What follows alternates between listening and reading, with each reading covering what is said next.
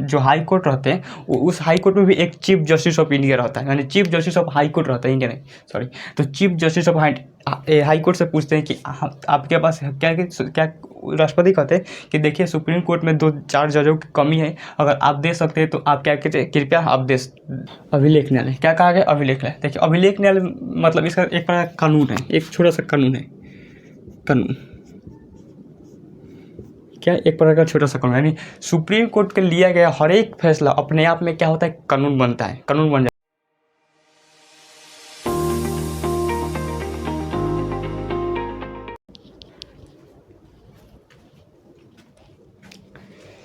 जय हिंद। तो चलिए आज क्या समझते हैं, आज समझते हैं पॉलिटी के बारे में। इससे पहले हम पॉलिटी में आपको क्या बता रहे थे, तो इससे पहले आपको हम पॉलिटी में सुप्रीम कोर्ट के बारे में बता रहे थे। सुप्रीम कोर्ट के बारे में बहुत सारी चीज़ों को बता दिए कि सुप्रीम कोर्ट में जज बनने के लिए क्या क्या करना पड़ता है, कोलोजियम की व्यवस्था करनी पड़ती है। कोलोजियम जो होते हैं राष्ट्रपति मतलब डिसाइड करते हैं कि कोलोजियम से कि कौन कौन किसको जो हाई कोर्ट में जज है उसको किसको सुप्रीम कोर्ट में जज बनाना है, तो वो कोलोजियम डिसाइड करती है। ये सब आपको बता दिए थे कोलोजियम। आज अच्छा, इस सुप्रीम कोर्ट की चर्चा किस आर्टिकल में, तो आर्टिकल 124 यहाँ पर लिखते हैं। आर्टिकल 124 में किसकी चर्चा है, सुप्रीम कोर्ट।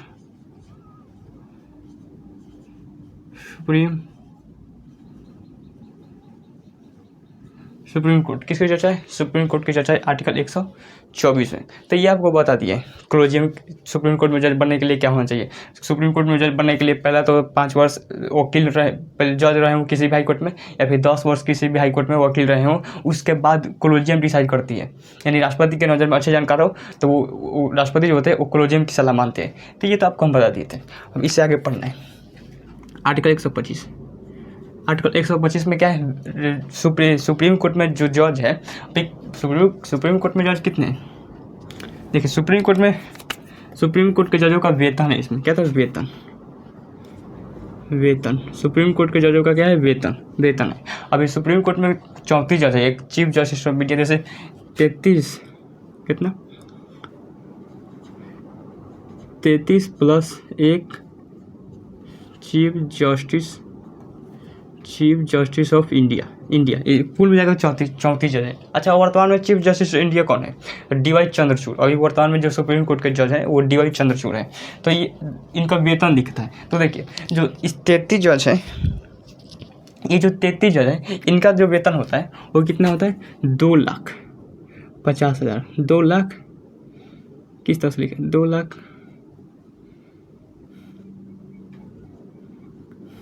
एल लिख देते हैं, हो जाएगा 2,50,000। कितना है 2,50,000। जबकि चीफ जस्टिस ऑफ इंडिया का वेतन जो है वो 2,80,000 लाख तो इसका वेतन है। हालांकि चीफ जस्टिस ऑफ इंडिया जो है वो ये मत समझिएगा इन 33 जज से अलग है। ये वो भी इन जो 34 जज है वो सबका पावर होता है समान होता है। इस जो चीफ जस्टिस इंडिया है और ये अन्य 33 जज है, इन सब का दोनों का पावर जो होता है वो समान होता है। बस एक तरह से ये मॉनिटर की तरह काम करते हैं कि कौन से मुकदमा जो है वो कौन किसको देगा, तो ये डिसाइड करते हैं कौन चीफ जस्टिस ऑफ इंडिया। एक मॉनिटर की तरह, जैसे स्कूल में नहीं होता है कि एक मॉनिटर रख दिया जाता है, उसी तरह से। तो ये हो गया वेतन। क्या है, वेतन। तो वेतन की चर्चा है। अब आर्टिकल 126 में किसकी चर्चा है, तो आर्टिकल 126 जो है वो इसमें कार्यकारी न्यायाधीश, कहता है कार्यकारी न्यायाधीश यानी कार्यकारी चीफ जस्टिस ऑफ इंडिया। सब मान ले कि चीफ जस्टिस ऑफ इंडिया नहीं है, पहले लिख देते हैं कार्यकारी chief justice of India. Suppose अगर मान लें कि chief justice of India supreme court में नहीं है, मतलब उनको कोई काम हो गया या फिर कोई फंक्शन है घर में, या फिर कोई पत्नी से झगड़ा हो गया, नहीं पत्नी से झगड़ा उसको तो आना पड़ेगा, मतलब कोई काम इमरजेंसी हो गया, तो उस काम में अगर उस 2-4 दिन तक चीफ जस्टिस इंडिया नहीं है, तो चीफ जस्टिस ऑफ इंडिया जब नहीं रहते हैं तो उस स्थिति में ये जो 33 जज हैं वो क्या करते हैं, इनमें से किसी एक को क्या कर दिया जाता है, चीफ जस्टिस ऑफ इंडिया बना दिया जाता है। इनमें से किसी एक को चीफ जस्टिस ऑफ इंडिया बना दिया जाता है ताकि क्या उसकी पद को भरपाई हो सके। और जितने देर जो इस 33 जज जो है जितने समय के लिए मतलब 2-4 दिन 5 दिन 6 दिन 7 दिन जितने समय के लिए चीफ जस्टिस ऑफ इंडिया रहते हैं, तो उतने समय के लिए वेतन जो होता है उनका वेतन जो होता है, वो जो कार्यकारी चीफ जस्टिस इंडिया बने हैं तो उसका वेतन जो होता है चीफ जस्टिस ऑफ इंडिया यानी 2,80,000 के हिसाब से ही मिलेगा। जितने दिन कार्य किए हैं, जैसे 6 दिन 10 दिन कार्य किए हैं तो 10 दिन के हिसाब से कितना रुपये हुआ तो उस हिसाब से उनका वेतन मिलता है। और फिर जैसे ही ये कार्यकारी रहते हैं यानी ये अस्थायी चीफ जस्टिस ऑफ इंडिया रहता है, अगर जैसे ही ये चीफ जस्टिस ऑफ इंडिया आते हैं तो इसे क्या कर देता है, हटा दिया जाता है। फिर आप अपने जगह पर चल जाते हैं, यानी 33 जज में फिर से आकर शामिल रहते हैं। तो ये क्या कहलाएगा, चीफ जस्टिस ऑफ इंडिया। इस हम किस में, आर्टिकल 126 में। तो ये समझ गए। अब देखते हैं आर्टिकल 127। आर्टिकल 127 में क्या है, एडहॉक जज। 127 में क्या है, एडहॉक जज यानी तदर्थ न्यायाधीश। एडहॉक जज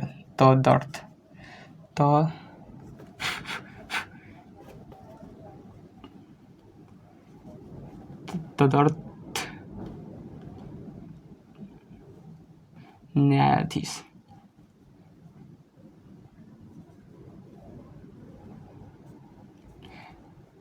तदर्थ न्यायाधीश एडहॉक जज, इसे इंग्लिश में कहते हैं एडहॉक जज। एडहॉक जज मतलब जैसे कि एडहॉक जज यानी तदर्थ न्यायाधीश क्या कहते हैं। सपोज मान लें कि ये अगर चीफ जस्टिस ऑफ इंडिया का कोई काम लग गया तो वो चले गए, लेकिन ये जरूरी थोड़ी है कि इनमें से ही किसी काम लग लगेगा। ये भी ये 33 जज जो है उनमें से ही अगर 2-4 नहीं रहे, मतलब कहीं चल गए या फिर छुट्टी मार लिया 4 दिन के लिए, हालांकि सुप्रीम कोर्ट का जज तो छुट्टी मारता नहीं है। जैसे नहीं, अब आप खुद सोचिए, जैसे कि कोई फंक्शन या शादी भी अटेम्प्ट करने चले गए, जैसे आपको ये 33 जज है तो जजों की दोस्ती दोस्ती जो होती है वो अपने लेवल की होती है। अब जज का क्या कर्मचारी से दोस्ती रहेगा, नहीं, वो तो अपने लेवल के नहीं, अपने जो अन्य जज होंगे उससे दोस्ती रहती है। तो सपोज उनके यहाँ कोई काम फंक्शन हो गया या फिर शादी ब्याह हो गया तो उसमें इनमें से किसी को 2-4 जज को बुला लिए, तो 2-4 जज जब चले गए तो यहाँ पर 33 जो जज थे उनमें से कमी हो गई तो वो चले गए। तो उसकी भरपाई के लिए यहाँ पर देखिए, सुप्रीम कोर्ट के जजों में कभी भी कमी, एक तो अपने से ही 34 को जज है, उसमें से और कम कर दीजिएगा तो वहाँ से क्या होगा, कितने अब पता नहीं कितना केस पेंडिंग रहता है, आपको तो पता ही होगा कि जो तारीख पर तारीख आता रहता है। तो इसमें से इसको भरने के लिए क्या किया जाता है, आर्टिकल 127 का प्रयोग करता है तदर्थ न्यायाधीश। इसमें कहा जाता है कि जब कभी न्यायाधीश की कमी रहती है तो हाई कोर्ट से, कहाँ से, हाई कोर्ट से क्या जजों को नियुक्ति की जाती है। हाई कोर्ट से जजों की नियुक्ति कहाँ की जाती है, सुप्रीम कोर्ट में। हाई कोर्ट से जजों की नियुक्ति कहाँ की जाती है, सुप्रीम कोर्ट में। हाई कोर्ट से जजों की नियुक्ति जो होती है वो सुप्रीम कोर्ट में की जाती है। लेकिन ये बुलाता कौन है, तो देखिए जो चीफ जस्टिस ऑफ इंडिया रहते हैं सुप्रीम कोर्ट को, जो चीफ जस्टिस ऑफ इंडिया हैं वो क्या करते हैं, वो राष्ट्रपति के पास फ़ोन करते हैं कि महाराज, फ़ोन नहीं करते मतलब बताते हैं कि देखिए महाराज ऐसे हुआ है, जो 33 जज है उनमें से चार जज है 2-3 दिन के लिए छुट्टी पर है, आप क्या कीजिए, किसी भी हाई कोर्ट से 25 हाई कोर्ट है, हाई कोर्ट तो 25 ही है, तो किसी भी हाई कोर्ट से आप क्या कीजिए, जज को नियुक्ति कर दीजिए, नियुक्ति करिए, जो जज खाली है उनको क्या कीजिए, सुप्रीम कोर्ट में बुलाइए। तो राष्ट्रपति क्या करते हैं, राष्ट्रपति जो होते हैं वो हाई कोर्ट के जज, जैसे सपोज है जहाँ तहाँ से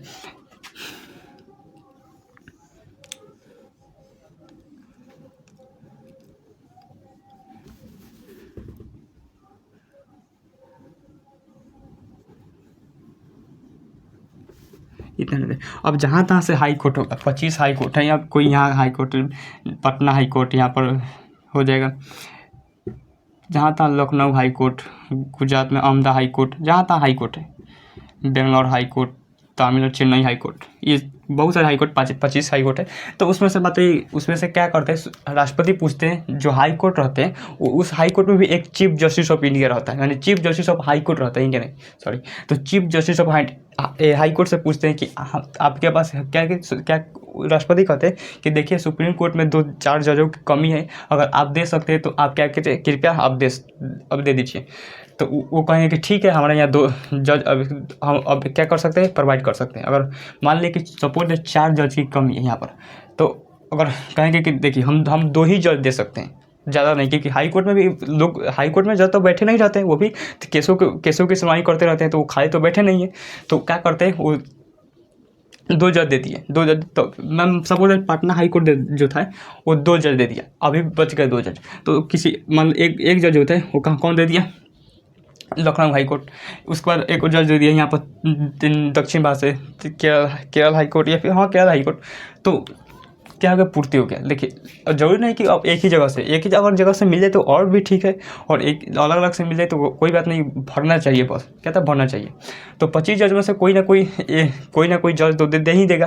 तो सपोज ये दे दिया, तो इसे हम लोग क्या, किस आर्टिकल में, आर्टिकल 187 में, सॉरी 27 में एडहॉक जज यानी तदर्थ न्यायाधीश। और ये अस्थायी जज, सुप्रीम कोर्ट में अस्थायी जज रहते हैं।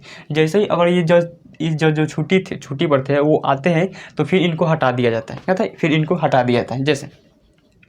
जैसे आप खुद देखिए, आप रात में अगर आप फ़ोन पर जिससे बतियाते हैं, आप रात में जो फ़ोन पर जब बतियाते हैं वो क्या है, एडहॉक पर बतियाते हैं। एडहॉक पर यानी जब तक आप बात कर रहे हैं तब तक बात कर कीजिए, लेकिन जैसे ही उसका होने वाला जो फ्यूचर आप समझ रहे हैं, होने वाला नौकरी लेकर आया और वो लेकर चला गया, तब तो अब तो बात करना बंद हो जाएगा।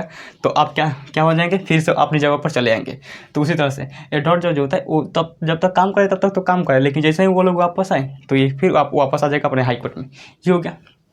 लेकिन आप खुद सोचिए, सभी हाई कोर्ट में केसें चलती रहती है, बहुत सारे केसें होते हैं, लेकिन अगर 25 हाई कोर्ट देने से मना कर दे राष्ट्रपति को, तो तब क्या होगा, कहेंगे हाँ राष्ट्रपति कि 2-4 जज को मांगे, और 25 हाई कोर्ट ने कहा कि नहीं, हमारे पास अभी जज की क्या है ज़रूरत है, और एगो तो अपने जो जज का ज़रूरत है ऊपर से आप मांग ही रहे हैं, इसे कैसे होगा, हम नहीं देंगे। और हाई कोर्ट देने के लिए बात नहीं है, आप मना भी कर सकता है। तो मना कर दे तब क्या होगा, अब जरा सोचिए तब क्या होगा। तो आर्टिकल 128 में कहा गया है, आर्टिकल 128 में कहा गया है कि रिटायर्ड जज को लाया जाएगा उस स्थिति में, जैसे 25 हाई कोर्ट देने से मना कर दे, 25 हाई कोर्ट देने से जज को मना कर दे, तो जो रिटायर्ड जज होते हैं, जो सुप्रीम कोर्ट के रिटायर्ड जज है, ये नहीं कि आप क्या लग सकते हैं हाई कोर्ट के रिटायर्ड, नहीं, सुप्रीम कोर्ट के जो रिटायर्ड जज होते हैं उन्हें लाया जाता है। उसे हम लोग कार्यकारी जज कहते हैं। क्या कहते हैं, कार्यकारी, सेवानिवृत्त, क्या कहते हैं,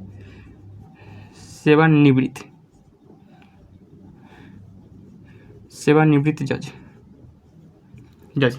देख, जब कभी इस हम लोग कहते हैं रिटायर्ड जज को लाया जाता है, टर्म में जो रिटायर हो चुके रहते हैं उन्हीं को लाया जाता है। लेकिन ये जो सेवानिवृत्त जज होता है, जो रिटायर्ड जज होते हैं, उनको बहुत बड़े बड़े मुकदमा सुनने के लिए नहीं दिया जाता है। जैसे सपोज कोई बहुत बड़ा मुकदमा आया और बहुत बड़ा मुकदमा आया और रिटायर्ड जज कोई भी मुकदमा सुना दिए, तो इनके ऊपर तो प्रेशर नहीं रहेगा, और नहीं इनके ऊपर, ये तो पहले से रिटायर, और कोई भी मुकदमा सुना दिए तो इनको रिटायर कीजिएगा, नहीं कि तो पहले से रिटायर है और इनको प्रमोशन की चिंता है, नहीं तो कोई से भी मुकदमा सुनाकर चले जाएंगे। और आपको पता होगा कि सुप्रीम कोर्ट इस तरह से मुकदमा नहीं सुनाता है। आपको पता होगा कि आर्टिकल 137 में क्या होता है, कोई भी अगर आर्टिकल 137, आर्टिकल 129 कहता है कि अगर कोई भी सुप्रीम कोर्ट का लिया गया हर एक फैसला अपने आप में एक कानून होता है, कहता है कानून होता है। और कोई भी सेवानिवृत्त जज होते हैं, कोई भी मुकदमा सुनाकर चले गए, तब तो वो आगे बन गया कानून। और वैसे मुकदमा जब भी आएंगे तो फिर इसी को कहता दिखाया जाएगा और ये कानून बन चुका होगा। इसलिए जो सेवानिवृत्त जज होते हैं उनको क्या किया जाता है, वो बड़े बड़े मुकदमा सुनने के लिए नहीं दिया जाता है। तो ये हो गया। लेकिन इसको दे सकते हैं जब हाई कोर्ट से कोई जज अगर सुप्रीम कोर्ट में जाता है तो उनको मुकदमा सुनाया जाता है। और लेकिन अब जब भी तदर्थ न्यायाधीश यानी एडहॉक जज भी सुप्रीम कोर्ट में जज बनते हैं, या फिर सेवानिवृत्त जज होते हैं वो सुप्रीम कोर्ट में जज बनते हैं, तो इनको वेतन दिया जाता है। कहता है वेतन दिया जाता है। ये मत सोचिएगा रिटायर हो गए तो रिटायर को तो पैसा मिलेगा ही मिलेगा, साथ में उसका वेतन की पैसा मिलेगा। क्या मंगनी में काम करा लीजिएगा उसको, नहीं, ऐसा नहीं होता है। तो उस किसके हिसाब से, तो 1,50,000 इसी हिसाब से इसको पैसा दिया जाएगा। तो ये हो गया। तो शुरू से सुप्रीम कोर्ट इसमें वेतन की चर्चा 125 में 126 जो होता है वो किसके, सुप्रीम कोर्ट का मुख्य न्यायाधीश मतलब कार्यकारी चीफ जस्टिस ऑफ इंडिया, उसकी चर्चा है। 127 में एडहॉक जज यानी तदर्थ न्यायाधीश यानी, उसके बाद 128 में सेवानिवृत्त जज। अब 129 में कहा गया है, 129 अभिलेख न्यायालय, अभिलेख न्यायालय। अभिलेख न्यायालय क्या कहा गया? अभिलेख न्यायालय। देखिए अभिलेख न्यायालय मतलब इसका एक प्रकार का कानून है, एक छोटा सा कानून है। कानून क्या? एक प्रकार का छोटा सा कानून, यानी सुप्रीम कोर्ट के लिया गया हर एक फैसला अपने आप में क्या होता है? कानून बनता है, कानून बन जाता है। जैसे सपोज कोई क्या हुआ, कोई चोरी किया, क्या किया? कोई चोरी किया। अब कोई चोरी किया और उसको सुप्रीम कोर्ट ने क्या कर दिया? फांसी की सज़ा सुना दी। जैसे कोई भी नॉर्मल चोरी या फिर कोई भी चोरी किया तो वो क्या कर दिया? फांसी की सज़ा सुना दी।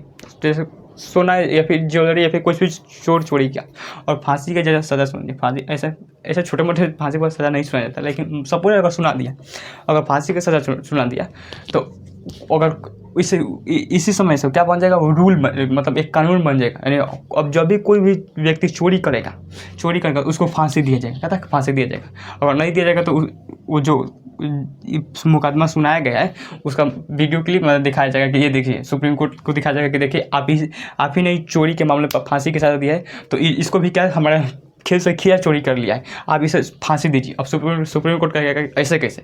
खीरा का चोरी किया तो वो फांसी के साथ देंगे? तो वो कहता है कि आपने साफ साफ लिखा है कि चोरी के मामले पर आपने फांसी दी है, तो चोरी होती है, वो चाहे खीरा की हो या फिर हीरा की हो, इसे फांसी दीजिए। तो बवाल हो जाएगा। इसीलिए जो सुप्रीम कोर्ट जज होते हैं वो जल्दी मुकदमा तो सुना देते हैं कि हाँ आपको सज़ा मिल गए। अब हम उसके बाद 2 दिन 3 दिन समय लेते हैं कि हम इस पर क्या सज़ा दें उसको। तो देखते हैं भाई सुप्रीम कोर्ट जो होता है वो जल्दी सज़ा नहीं सुनाता है। भले आपका जो केस जो है वो ख़त्म कर दिया, लेकिन सज़ा अगर आप दोषी ठहर गए तो उसी लगे सज़ा नहीं सुनाता है। 2 दिन 3 दिन समय लेता है कि क्या इसको सज़ा दें, वरना उस पर क्या बन जाएगा? कानून बन जाएगा। क्या बन जाएगा? कानून। एक बार ऐसा हुआ था कि जैसे दिल्ली में क्या हुआ था कि एक पार्क था जो सरकारी पार्क हुआ करता था, तो उसमें 2 बिल्डर जो थे वो बिल्डर से 2 बिल्डिंग बना दिया था। 2 बिल्डिंग और नॉर्मल बिल्डिंग नहीं, 20 तल्ले की बिल्डिंग बना दी और एकदम पूरी तरह से बिल्डिंग बनकर तैयार हो गया। एकदम धाकड़ बिल्डिंग बनाए और तैयार हो गया। अब उस पर सुप्रीम कोर्ट की नज़र पड़ी। सुप्रीम कोर्ट ने कहा कि ये तो सरकारी पार्क है, उस पर आप ज़मीन बना लिए, भाई ज़मीन कह रहे हैं, सरकारी पार्क है उस पर आप बिल्डिंग बना दिए, तो ये तो गलत बात है। तो जो क्या थे, जो बिल्डर जो थे, उन्होंने बिल्डर के जो वकील थे उन्होंने कहा कि महाराज अब इनसे तो गलती हो ही गई है, इनसे तो गलती हो ही गई है। और अब सुप्रीम कोर्ट ने कहा कि इसको हाथ गिराना पड़ेगा। अब जो बिल्डर के वकील थे उन्होंने कहा कि देखिए महाराज इनसे तो गलती हो ही गई है, अगर आज इस पर आप गिराते हैं तो इनको जो होगी वो बहुत ज़्यादा नुकसानी होगी, उससे बहुत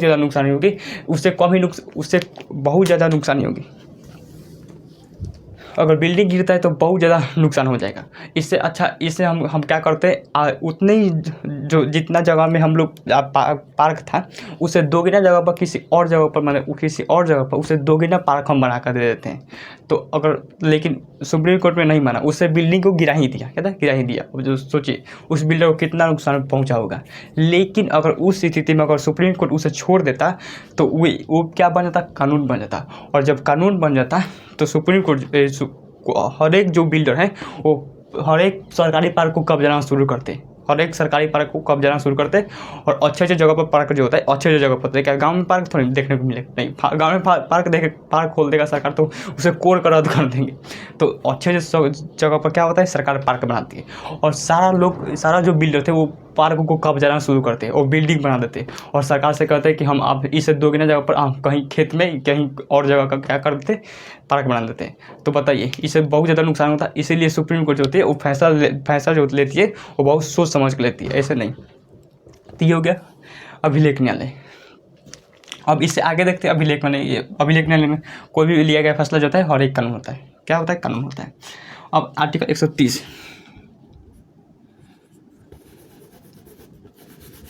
आर्टिकल 130 में क्या है? सुप्रीम कोर्ट के स्थान सुप्रीम कोर्ट स्थान कहाँ है? दिल्ली में। ये है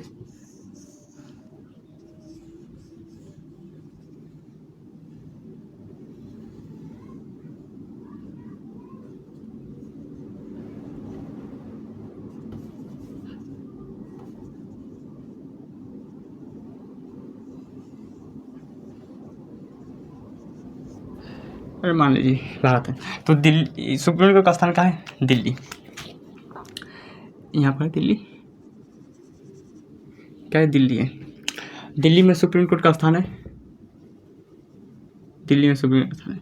लेकिन अगर खुद सोचिए इसमें स्थान के बारे में, इसमें आर्टिकल 130 में कहा गया है कि सुप्रीम कोर्ट का स्थान जो दिल्ली में तो ही है, लेकिन इसका खंडपीठ चाहे तो और जगह पर क्या कर सकता है, खुल सकता है। इसका खंडपीठ चाहे तो और जगह पर खुल सकता है, खोला जा सकता है। तो इसे खोला जाना भी चाहिए। अब खुद सोचिए, अगर नॉर्मल आदमी सुप्रीम कोर्ट तक जल्दी जाता नहीं है। अब खुद सोचिए, अगर मान लें कि तमिलनाडु केरल में कोई विवाद हो जाए तो सुप्रीम कोर्ट जाने के लिए आपको बताइए इतना दूर जाना पड़ेगा। कहता है इतना दूर जाना पड़ेगा। आप चाहे सेंट्रल क्या मध्य पूरी भारत में, कहता है पूरी भारत में विवाद हो जाए, तो अगर अरुणाचल प्रदेश में विवाद होता है तो क्या इसको जाने के लिए बहुत दूर तक क्या करना पड़ेगा, बहुत दूर तक जाना पड़ेगा। अगर मान लें कि इसको अगर यहाँ पर कोलकाता में एगो सुप्रीम कोर्ट का खंड खोल दें, ये तो दिल्ली है, कोलकाता में सुप्रीम कोर्ट का खंड खोल दें, एक बेंगलोर के आसपास बेंगलोर में खोल दें, कहता बेंगलोर में खोल दे, बेंगलोर या फिर चेन्नई में खोल दे सुप्रीम कोर्ट का क्या खोल दे, खंडपीठ खोल दे। तो बताइए ये दक्षिण भारत को संभाल लेगा, इतना दूर तो दक्षिण भारत को संभाल लेगा, और ये उत्तर भारत और पश्चिम भारत को ये दिल्ली संभाल लेगा, और पूर्वोत्तर भारत को कौन संभाल लेगा, ये कोलकाता है सुप्रीम कोर्ट। तो बताइए ये अच्छा होगा कि नहीं होगा, बहुत अच्छा होगा। लेकिन क्या कर सकते हैं मित्रों, मजबूरी है। तो ये मैं क्या खंडपीठ आर्टिकल 130 में कहा गया है कि सुप्रीम कोर्ट का स्थान दिल्ली में है, लेकिन उसे और भी जगह खोल सकते हैं। तो ये समझ गए, अगर कोलकाता में खोल जाए तो ये बहुत आसान होगा। इतने लोग जो है दिल्ली में जाने से अच्छा जो है वो कोलकाता सुप्रीम कोर्ट चल जाए, और दक्षिण भारत के कहाँ चल जाए, ये कि बेंगलोर सुप्रीम कोर्ट चल जाए। तो क्या बहुत ज़्यादा आसान होगा। और 10 जज यहाँ पर रख दे, 10 को यहाँ पर रख दे, और यहाँ पर 34 जज हैं ही 34, कुल कितना हो जाएगा, 54 जज। कहता 54 जज, और फैसले भी बहुत आसानी से आएंगे, और बहुत जल्दी प्रोसीजर क्या होगा, फॉलो होगा। तो ये बहुत अच्छा होता है। लेकिन हम क्या कर सकते हैं मित्रों, हम लोग कुछ नहीं कर सकते हैं। ये हो गया। अब देखते हैं आगे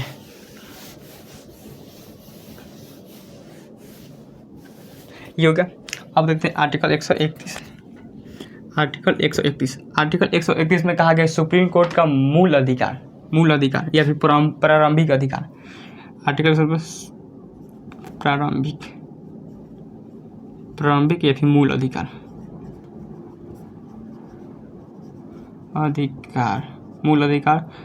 प्रारंभिक अधिकार या फिर मूल अधिकार सुप्रीम कोर्ट का। कहता जैसे हम लोग का भी जो मूल अधिकार है आर्टिकल भाग संख्या 3 फंडामेंटल राइट, उसी तरह से सुप्रीम कोर्ट का भी फंडामेंटल राइट होता है मूल अधिकार यानी प्रारंभिक अधिकार। इसमें क्या होता है, मूल अधिकार यानी प्रारंभिक, इसमें क्या है कि कोई ऐसा 3 मामले जो है, जैसे जब कभी मान लें कि और केंद्र सरकार और राज्य सरकार में क्या हो जाए, विवाद हो जाए, केंद्र सरकार और राज्य सरकार में भी विवाद हो जाए, तो सीधे आर्टिकल 131 का प्रयोग कर कहाँ जाएंगे, आर्टिकल 131 का प्रयोग कर सीधे जाएंगे सुप्रीम कोर्ट में।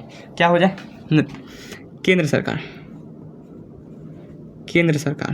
केंद्र प्लस राज्य में विवाद है, केंद्र सरकार और राज्य सरकार में क्या हो जाए, विवाद हो जाए। जैसे सपोज है, मान लें कि केंद्र सरकार ने नोटबंदी की, कहता केंद्र सरकार जो होता है नोटबंदी की, और राज्य सरकार उस नोटबंदी को मानने से इनकार कर देता है, मानने से इनकार करता है, नहीं राज्य सरकार कहेगा कि नहीं यहाँ नोट नहीं बदलेगा, पुरान के नोट चलेगा, पुरान के गांधी जी रहेंगे हमारे नोट पर। अब सोचिए तो दोनों में भी क्या हो जाएगा, विवाद हो जाएगा। तो उस स्थिति में कहाँ जाया जाएगा, केंद्र सरकार। केंद्र सरकार, हालांकि राज्य सरकार केंद्र सरकार की बात मानने के लिए बाध्य है, लेकिन बात नहीं मानेंगे तो जाना पड़ेगा सुप्रीम कोर्ट में। सुप्रीम कोर्ट में। तो केंद्र और सरकार और राज्य सरकार में विवाद हो जाता है, कहाँ जाएंगे, सुप्रीम कोर्ट में।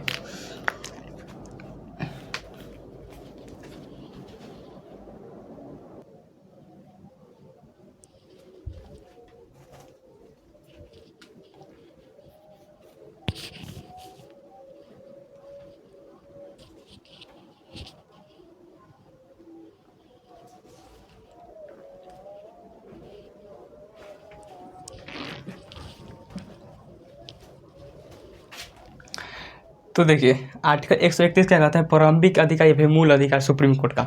तो आपको बताया था इसमें से 3 मामला जो होता है वो सुप्रीम कोर्ट के मूल अधिकार के तहत सुप्रीम कोर्ट में देखा जाता है। पहला मूल अधिकार तो बता दिए, जब कभी केंद्र सरकार और राज्य सरकार में विवाद हो जाए। दूसरा मूल अधिकार क्या है, राज्य प्लस राज्य सरकार में क्या हो जाए, विवाद हो जाए, तो भी क्या हो सकता है, सुप्रीम कोर्ट में जाया जा सकता है प्रारंभिक मूल अधिकार के तहत। जैसे खुद कर्नाटक जो है वो कावेरी नदी के पानी को रोक लेता है, कर्नाटक कावेरी नदी के पानी को रोक लेता है, तो तमिलनाडु में सूखा पड़ जाता है। तो जिस कारण तमिलनाडु का होता है कि पानी तुम ही पीवो, तो वो कहता है कि जाओ तुम बिहार से लिया, नहीं मजाक के लिए मतलब। तो पानी क्या करता है, रोक लेता है, तो तमिलनाडु घुसियाने लगता है। तो इन दोनों का मामला जो है वो कहाँ चला जाता है, सुप्रीम कोर्ट में। किस आर्टिकल के तहत, आर्टिकल 131। हालांकि जैसे कि सपोर्टेड अगर बिहार जो है, बिहार में एक गंगा नदी आती है और उत्तर प्रदेश गंगा नदी को पानी को रोक ले, तो बताइए इन दोनों का विवाद कहाँ जाएगा, सुप्रीम कोर्ट में। हालांकि विवाद तो होगा नहीं, क्योंकि गंगा पानी बिहार तो जाता है कि गंगा पानी को रोक ले, और उधर से नेपाल से कहते हैं कि तुम कोसी नदी को रोक लो, गंडक नदी को रोक लो, बस इतना में काम हो जाएगा हमें। तो ये होता है। तो केंद्र सरकार और राज्य सरकार में विवाद हो, कहाँ जाएगा, सुप्रीम कोर्ट। राज्य सरकार और राज्य सरकार में विवाद हो, कहाँ जाएगा, सुप्रीम कोर्ट। एक और कंडीशन है, जब कभी केंद्र सरकार में मिल जाए और कुछ राज्य सरकार, जैसे केंद्र सरकार में जिसकी पार्टी रहती है और कुछ राज्य में उसी की पार्टी रहती है, तो दोनों भाई दिखते हैं। तो कुछ राज्य सरकार मिल जाए और केंद्र सरकार मिल जाए और फिर किसी राज्य से विवाद कर ले, तो भी जा सकता है सुप्रीम कोर्ट। तो केंद्र और राज्य मिलकर किसी राज्य से उलझ जाए, तो भी ये मामला कहाँ जाएगा, सुप्रीम कोर्ट। किस आर्टिकल के तहत, आर्टिकल 131 के तहत। तो ये तीनों मामला जो है वो प्रारंभिक अधिकार यानी मूल अधिकार के अंतर्गत आता है, सुप्रीम कोर्ट के मूल अधिकार के अंतर्गत आता है। लेकिन एक और कंडीशन है, आपको हम याद कीजिए, आपको हम पहले पढ़ाए हुए हैं, जब कभी राष्ट्रपति और उपराष्ट्रपति का मामला जो होता है उससे सुलझाने के लिए सुप्रीम कोर्ट में जाया जाता है। लेकिन राष्ट्रपति और उपराष्ट्रपति का मामला जो होता है वो सुप्रीम कोर्ट के मूल अधिकार के तहत नहीं, बल्कि वो आर्टिकल 171 के तहत जाता है सुप्रीम कोर्ट। ये मत सोचिए, ये क्वेश्चन पूछा हुआ है यूपीएससी एग्जाम में कि बताइए इसमें से सुप्रीम कोर्ट का मूल अधिकार में कौन सी मामला जो होता है वो नहीं आता है। तो ऑप्शन ए पर था केंद्र सरकार राज्य सरकार में विवाद, ऑप्शन बी पर था राज्य सरकार और राज्य सरकार में विवाद, ऑप्शन सी पर था केंद्र सरकार प्लस राज्य सरकार, उसके बाद राज्य सरकार में विवाद, और ऑप्शन डी पर था राष्ट्रपति और उपराष्ट्रपति का विवाद। हालांकि राष्ट्रपति उपराष्ट्रपति का विवाद भी सुप्रीम कोर्ट में देखा जाता है, लेकिन वो मूल अधिकार के तहत नहीं आता है, वो आर्टिकल 171 के तहत आता है। तो ये अब देखते हैं आर्टिकल 132, ये बहुत लंबा हो जाएगा। तो देखिए आज के लिए यहीं तक रहने देते हैं, तब तक मिलते हैं नेक्स्ट वीडियो में। Thank you for watching video.